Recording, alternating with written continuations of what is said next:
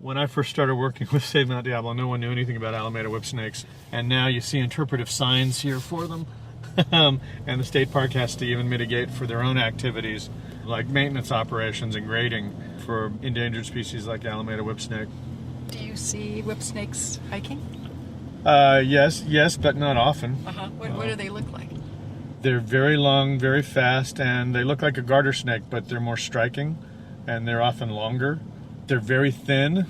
Their head is kind of elongated, and it's separated. It's almost like they have a neck.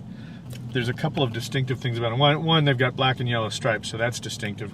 Kind of like a San Francisco garter snake. Instead of orange and black stripes, they've got yellow and black stripes. The second is they're a sight hunter, so they lift the front of their body off the ground like a cobra to look around for prey like western fence lizards.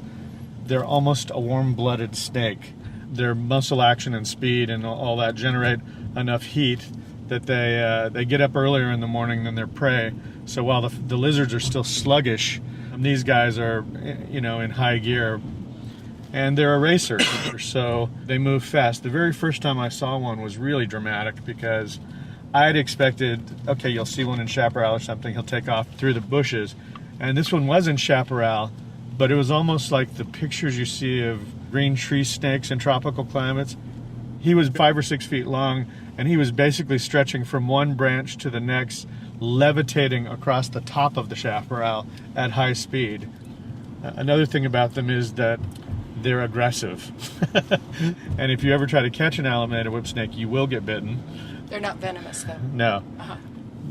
One of the things about rare species is there's often very little known about them because they're uncommon or because they live in such a localized area that not much research has been done.